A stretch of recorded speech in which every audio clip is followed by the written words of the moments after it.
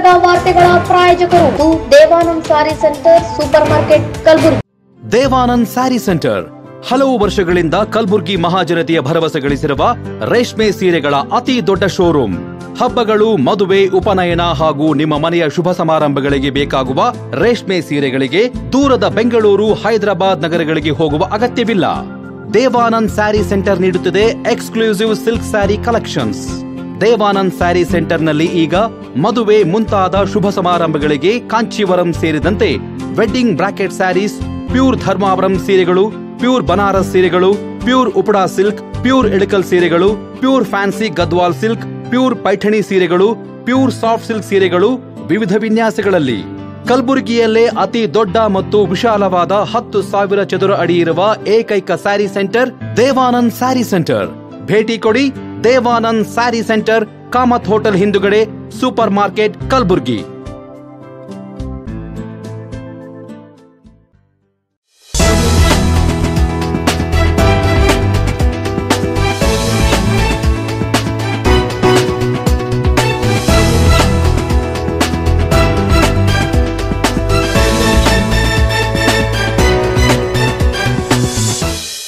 ನಮಸ್ಕಾರ. ಇನ್ ಗುಲ್ಬರ್ಗಾ ವಾರ್ತೆಗಳಿಗೆ ಸ್ವಾಗತ.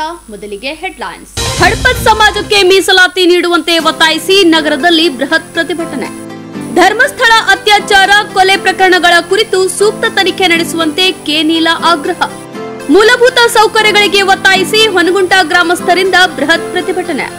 ಕಲಬುರಗಿ ರೈಲು ನಿಲ್ದಾಣಕ್ಕೆ ಅಪರಿಚಿತ ವ್ಯಕ್ತಿಯಿಂದ ಹುಸಿ ಬಾಂಬ್ ಕರೆ. ಈಗ ವಾರ್ತೆಗಳ ವಿವರ. ಮುಂಗಾರು ಅಧಿವೇಶನದಲ್ಲಿ ಹಡಪದ್ ಸಮಾಜದ ಮೀಸಲಾತಿ ಜಾರಿಗೆ ಹಾಗೂ ವಿವಿಧ ಬೇಡಿಕೆಗಳನ್ನು ಈಡೇರಿಕೆಗೆ ಆಗ್ರಹಿಸಿ ಕಲಬುರಗಿಯಲ್ಲಿ ಬೃಹತ್ ಪ್ರತಿಭಟನೆ ನಡೆಸಲಾಯಿತು.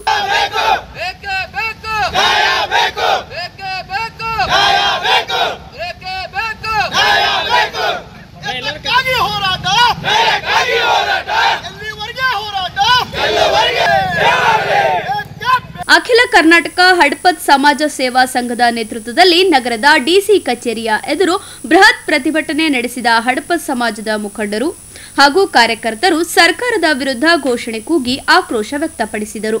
ಕರ್ನಾಟಕದಲ್ಲಿ ಹಡಪದ್ ಸಮಾಜದ ಜನಾಂಗ ಸುಮಾರು 18 ರಿಂದ 20 ಲಕ್ಷ ಜನಸಂಖ್ಯೆ ಇದ್ದು, ಆಯಾ ಜಿಲ್ಲೆಗಳಲ್ಲಿ ಬೇರೆ ಬೇರೆ ಹೆಸರಿನಿಂದ ಕರೆಯಿಸಿಕೊಳ್ಳುವ ಹಡಪದ್, ಕ್ಷೌರಿಕ, ನಾವಿ, ನಾವಲಿಗ, ನಾಯಿಂದ, ಭಂಡಾರಿ ಹೀಗೆ ಆಯಾ ಪದಗಳಿಂದ ಕರೆಯಿಸಿಕೊಳ್ಳುವ ನಾವು ನಮ್ಮ ಮೂಲ ವೃತ್ತಿ ಕ್ಷೌರ ಮಾಡುವುದು.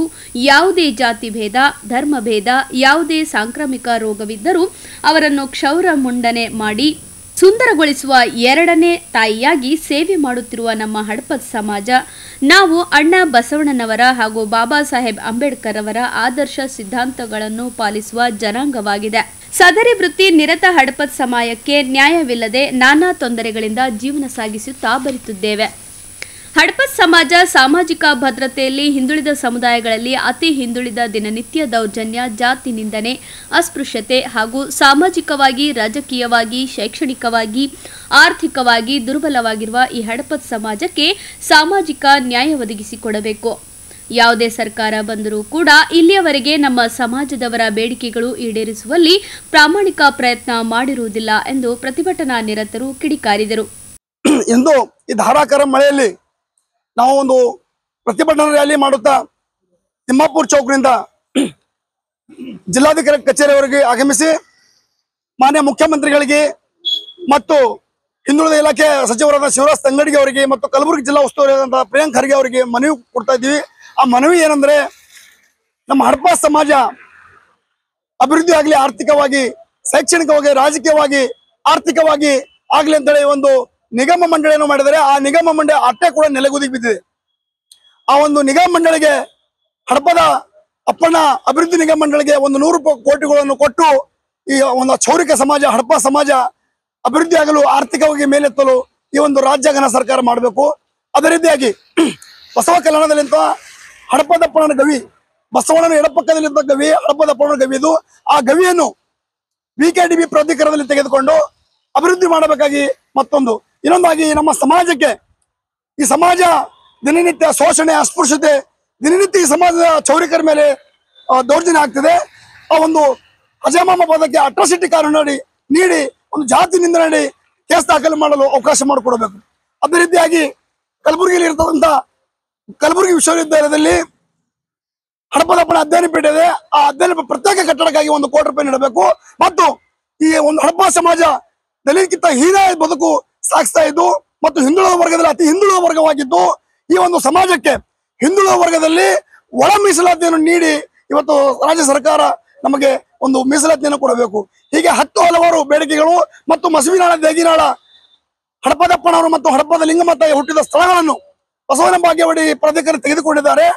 ಈಗ ಆ ಒಂದು ಪ್ರಾಧಿಕಾರಕ್ಕೆ ಹಣವನ್ನು ನೀಡಿ ಅಭಿವೃದ್ಧಿ ಮಾಡಬೇಕು. ಹೀಗೆ ಹಲವಾರು ಒಂದು ನಮ್ಮ ಸಮಸ್ಯೆಗಳು, ಜ್ವಲಂತ ಸಮಸ್ಯೆಗಳು, ಬೇಡಿಕೆಗಳು, ಮೀಸಲಾತಿಗಳು ಧಾರಾಕಾರ ಮಳೆ ಇದ್ರೂ ಕೂಡ ಕಲಬುರಗಿಯಲ್ಲಿ ಈ ಧಾರಾಕಾರ ಮಳೆಯಲ್ಲಿ ಇವತ್ತು ನಮ್ಮ ಬೇಡಿಕೆಗಳನ್ನು ಈಡೇರಿಸಬೇಕು. ಮಾನ್ಯ ಘನ ಸರ್ಕಾರ, ಮಾನ್ಯ ಮುಖ್ಯಮಂತ್ರಿಗಳು ಅಂತೇಳಿ ಮುಂಗಾರು ಅಧಿವೇಶನದಲ್ಲಿ ಚರ್ಚೆ ಆಗಬೇಕು.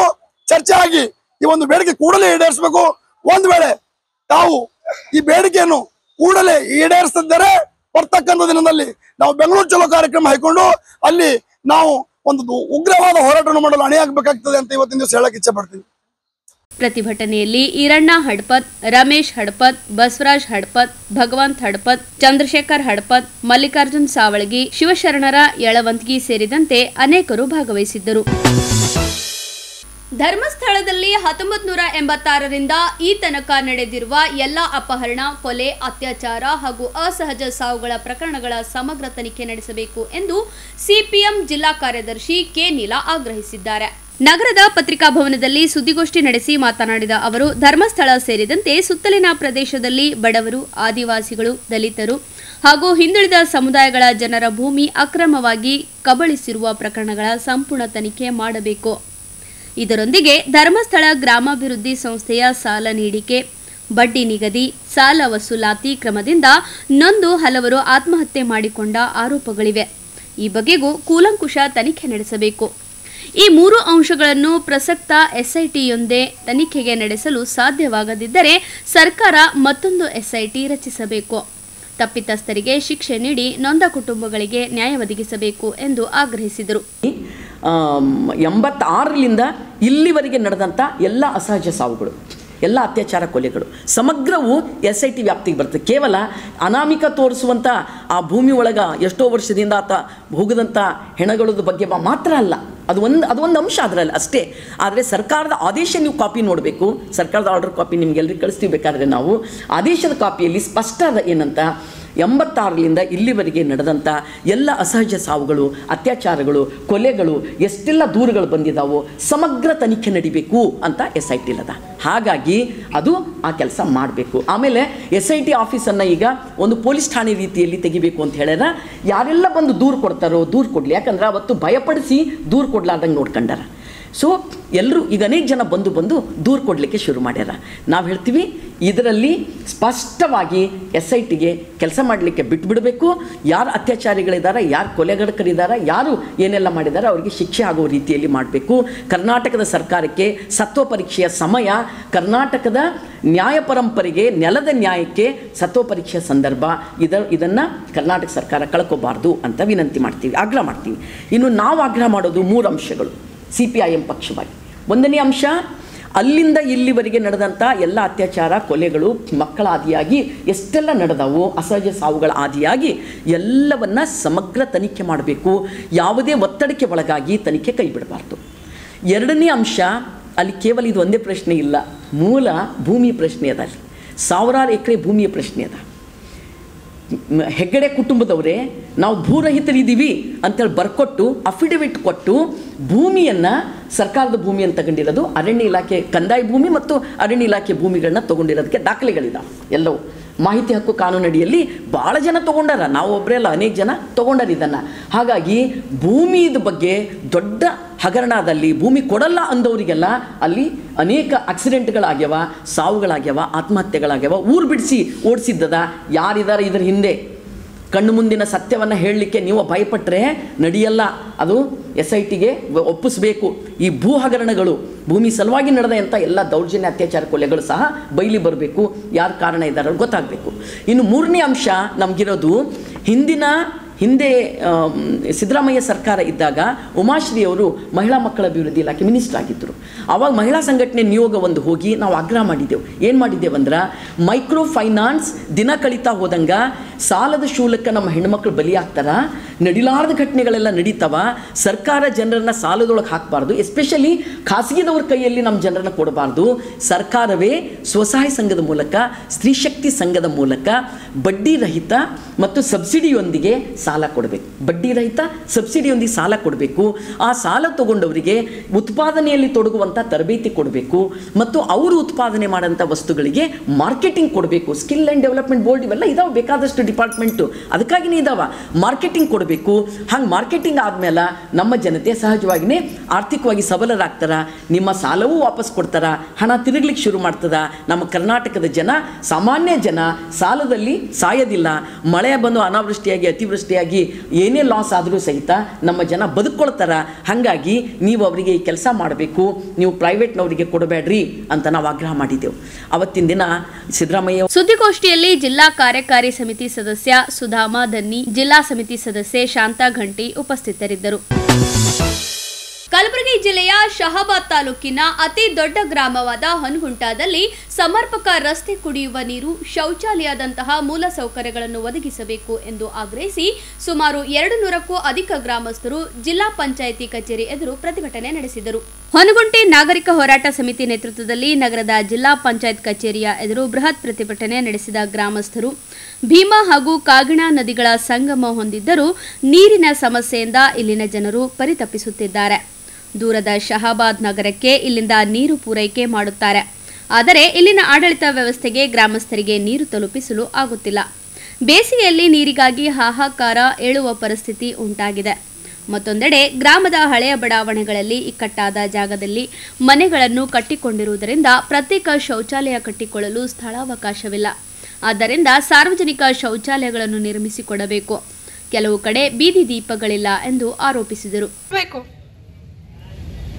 ಇದು ಹೇಳ್ಕೊಳ್ಳಕ್ಕೂ ಆಗಲ್ಲ, ನಮಗೆ ಹೇಳ್ಕೊಂಡ್ರು ಕೂಡ ಅಸಹ್ಯ ಪಡ್ತಕ್ಕಂಥ ವಿಷಯಗಳು ಇವು. ಇಂಥ ಪರಿಸ್ಥಿತಿಯಲ್ಲಿ ಹೆಣ್ಮಕ್ಳದಾರ, ಗಂಡು ಮಕ್ಕಳಿಗೆ ಕೂಡ ಯಾವುದೇ ಒಂದು ಕೆಲಸಗಳಿಲ್ಲ. ಈಗ ನೋಡ್ರಿ, ಹೊಲದಲ್ಲಿ ಎಲ್ಲ ನೀರಲ್ಲಿ ಹೊಲ ಮುಡಿಬಿಡ್ತು. ಈಗ ಮಾಡ್ಬೇಕೇನು? ಅವ್ರು ತಂದಿರ್ತಕ್ಕಂಥ ದುಡ್ಡಿಗೆ ಏನು ಲೋನ್ ಕಟ್ಟಕ್ಕಾಗ್ತದ ಅಥವಾ ಅವ್ರು ಅದಕ್ಕೆ ವಾಪಸ್ ಕೊಟ್ಟು ದುಡ್ಡು ತೊಗೊಳಕ್ಕಾಗ್ತದ?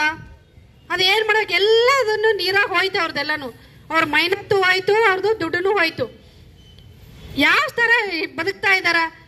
ಈಗ ಉದ್ಯೋಗ ಖಾತ್ರಿ ಯೋಜನೆ ಅಂತ ಮಾಡ್ಯಾರ, ಅಲ್ಲಿನ ಅಧಿಕಾರಿಗಳು ಇವತ್ತು ಇದು ಇಲ್ಲ ಕೆಲಸ ಇಲ್ಲ, ಅಥವಾ ಇಷ್ಟೇ ಬಂದದ ಅಮೌಂಟು, ಅಷ್ಟೇ ಬಂದದ ಅಮೌಂಟು, ಈ ಥರ ಹೇಳಿ ಅದನ್ನು ಅಲ್ಲಿಗೆ ಮುಚ್ಚಾಕ್ಬಿಡ್ತಾರೆ. ಇವತ್ತಿನ ದಿವಸ ನಾನು ಹೊನಗುಂಟಿ ಈ ಹೋರಾಟ ಸಮಿತಿಗೆ ಏನದ ಅದಕ್ಕೊಂದು ಸೆಲ್ಯೂಟ್ ಕೊಡ್ತಾ ಇದ್ದೀನಿ. ಯಾಕಂತಂದ್ರೆ ಹಳ್ಳಿಯಲ್ಲಿ ನೀವು ಪ್ರತಿದಿನ ಕೆಲಸ ಮಾಡದೇ ಇದ್ರೆ ಮನೆ ನಡೆಯಂಗಿಲ್ಲ.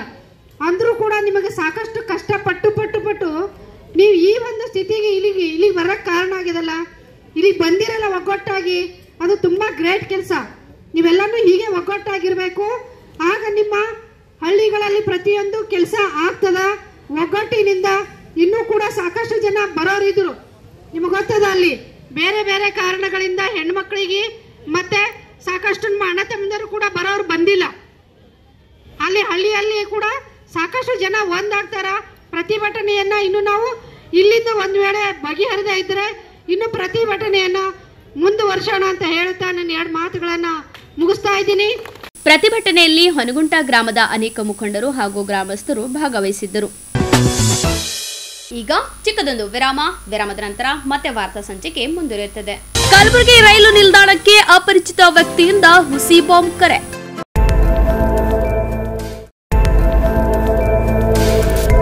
ಇನ್ ಗುಲ್ಬರ್ಗಾ ವಾರ್ತೆಗಳ ಪ್ರಾಯೋಜಕರು Devanand sari centre super market Kalaburagi. Devanand sari centre ಹಲವು ವರ್ಷಗಳಿಂದ ಕಲಬುರ್ಗಿ ಮಹಾಜನತೆಯ ಭರವಸೆ ಗಳಿಸಿರುವ ರೇಷ್ಮೆ ಸೀರೆಗಳ ಅತಿ ದೊಡ್ಡ ಶೋರೂಮ್. ಹಬ್ಬಗಳು, ಮದುವೆ, ಉಪನಯನ ಹಾಗೂ ನಿಮ್ಮ ಮನೆಯ ಶುಭ ಸಮಾರಂಭಗಳಿಗೆ ಬೇಕಾಗುವ ರೇಷ್ಮೆ ಸೀರೆಗಳಿಗೆ ದೂರದ ಬೆಂಗಳೂರು, ಹೈದರಾಬಾದ್ ನಗರಗಳಿಗೆ ಹೋಗುವ ಅಗತ್ಯವಿಲ್ಲ. ದೇವಾನಂದ್ ಸ್ಯಾರಿ ಸೆಂಟರ್ ನೀಡುತ್ತದೆ exclusive silk sari collections. Devanand sari ಸೆಂಟರ್ನಲ್ಲಿ ಈಗ ಮದುವೆ ಮುಂತಾದ ಶುಭ ಸಮಾರಂಭಗಳಿಗೆ ಕಾಂಚೀವರಂ ಸೇರಿದಂತೆ wedding brocade saris, pure Dharmavaram ಸೀರೆಗಳು, ಪ್ಯೂರ್ ಬನಾರಸ್ ಸೀರೆಗಳು, pure Uppada silk, pure Ilkal ಸೀರೆಗಳು, pure fancy Gadwal silk, pure Paithani ಸೀರೆಗಳು, ಪ್ಯೂರ್ ಸಾಫ್ಟ್ ಸಿಲ್ಕ್ ಸೀರೆಗಳು ವಿವಿಧ ವಿನ್ಯಾಸಗಳಲ್ಲಿ. ಕಲಬುರಗಿಯಲ್ಲೇ ಅತಿ ದೊಡ್ಡ ಮತ್ತು ವಿಶಾಲವಾದ 10,000 ಚದುರ ಅಡಿ ಇರುವ ಏಕೈಕ ಸ್ಯಾರಿ ಸೆಂಟರ್ ದೇವಾನಂದ್ ಸ್ಯಾರಿ ಸೆಂಟರ್. ಭೇಟಿ ಕೊಡಿ ದೇವಾನಂದ್ ಸ್ಯಾರಿ ಸೆಂಟರ್, ಕಾಮತ್ ಹೋಟೆಲ್ ಹಿಂದುಗಡೆ, ಸೂಪರ್ ಮಾರ್ಕೆಟ್, ಕಲಬುರಗಿ.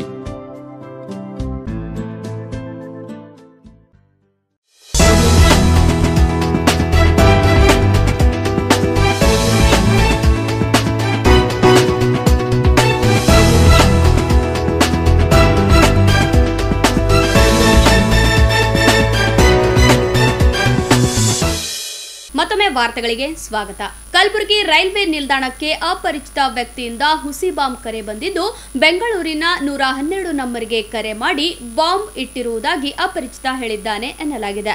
ಬೆಂಗಳೂರಿನ 112 ನಂಬರ್ಗೆ ಪೊಲೀಸ್ ಅಧಿಕಾರಿಗಳಿಗೆ ಅಪರಿಚಿತ ವ್ಯಕ್ತಿಯೋರ್ವ ಕರೆ ಮಾಡಿ ಬಾಂಬ್ ಇಟ್ಟಿರುವ ಕುರಿತು ತಿಳಿಸಿದ್ದಾನೆ.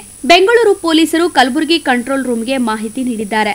ಕಂಟ್ರೋಲ್ ರೂಮ್ನಿಂದ ಬಾಂಬ್ ಸ್ಕ್ವಾಡ್ಗೆ ಬೆದರಿಕೆ ಕರೆ ಬಗ್ಗೆ ಮಾಹಿತಿ ನೀಡಲಾಗಿದ್ದು, ತಕ್ಷಣ ಅಲರ್ಟ್ ಆದ ಸ್ಟೇಷನ್ ಬಜಾರ್ ಪೊಲೀಸರು, ಬಾಂಬ್ ಸ್ಕ್ವಾಡ್, ಶ್ವಾನದಳ ಸಿಬ್ಬಂದಿಗಳು ರೈಲ್ವೆ ನಿಲ್ದಾಣದಲ್ಲಿ ತಪಾಸಣೆ ನಡೆಸಿದರು.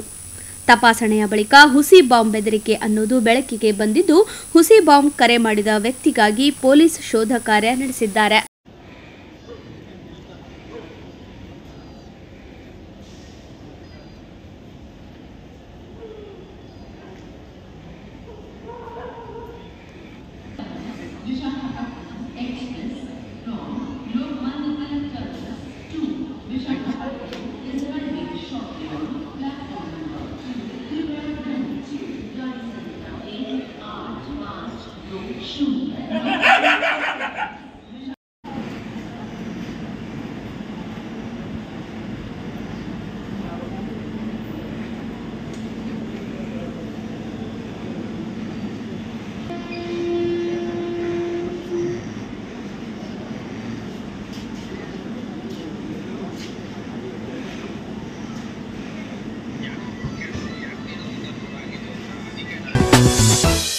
ಕೊನೆಯಲ್ಲಿ ಮತ್ತೊಮ್ಮೆ ವಾರ್ತೆಗಳ ಮುಖ್ಯಾಂಶಗಳು.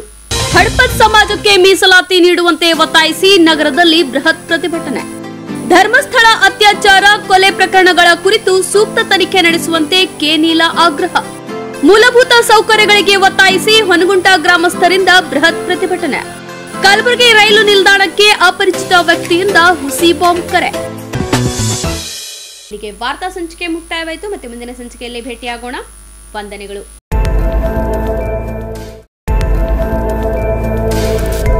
ಇನ್ ಗುಲ್ಬರ್ಗಾ ವಾರ್ತೆಗಳ ಪ್ರಾಯೋಜಕರು Devanand sari centre, super market, Kalaburagi. Devanand sari centre ಹಲವು ವರ್ಷಗಳಿಂದ ಕಲಬುರಗಿ ಮಹಾಜನತೆಯ ಭರವಸೆ ಗಳಿಸಿರುವ ರೇಷ್ಮೆ ಸೀರೆಗಳ ಅತಿ ದೊಡ್ಡ ಶೋರೂಮ್. ಹಬ್ಬಗಳು, ಮದುವೆ, ಉಪನಯನ ಹಾಗೂ ನಿಮ್ಮ ಮನೆಯ ಶುಭ ಸಮಾರಂಭಗಳಿಗೆ ಬೇಕಾಗುವ ರೇಷ್ಮೆ ಸೀರೆಗಳಿಗೆ ದೂರದ ಬೆಂಗಳೂರು, ಹೈದರಾಬಾದ್ ನಗರಗಳಿಗೆ ಹೋಗುವ ಅಗತ್ಯವಿಲ್ಲ. ದೇವಾನಂದ್ ಸ್ಯಾರಿ ಸೆಂಟರ್ ನೀಡುತ್ತಿದೆ exclusive silk sari collections. Devanand sari ಸೆಂಟರ್ನಲ್ಲಿ ಈಗ ಮದುವೆ ಮುಂತಾದ ಶುಭ ಸಮಾರಂಭಗಳಿಗೆ ಕಾಂಚೀವರಂ ಸೇರಿದಂತೆ wedding brocade saris, pure Dharmavaram ಸೀರೆಗಳು, ಪ್ಯೂರ್ ಬನಾರಸ್ ಸೀರೆಗಳು, pure Uppada silk, pure Ilkal ಸೀರೆಗಳು, pure fancy Gadwal silk, pure Paithani ಸೀರೆಗಳು, ಪ್ಯೂರ್ ಸಾಫ್ಟ್ ಸಿಲ್ಕ್ ಸೀರೆಗಳು ವಿವಿಧ ವಿನ್ಯಾಸಗಳಲ್ಲಿ. ಕಲಬುರಗಿಯಲ್ಲೇ ಅತಿ ದೊಡ್ಡ ಮತ್ತು ವಿಶಾಲವಾದ 10,000 ಚದುರ ಅಡಿ ಇರುವ ಏಕೈಕ ಸ್ಯಾರಿ ಸೆಂಟರ್ ದೇವಾನಂದ್ ಸ್ಯಾರಿ ಸೆಂಟರ್. ಭೇಟಿ ಕೊಡಿ ದೇವಾನಂದ್ ಸ್ಯಾರಿ ಸೆಂಟರ್, ಕಾಮತ್ ಹೋಟೆಲ್ ಹಿಂದುಗಡೆ, ಸೂಪರ್ ಮಾರ್ಕೆಟ್, ಕಲಬುರಗಿ.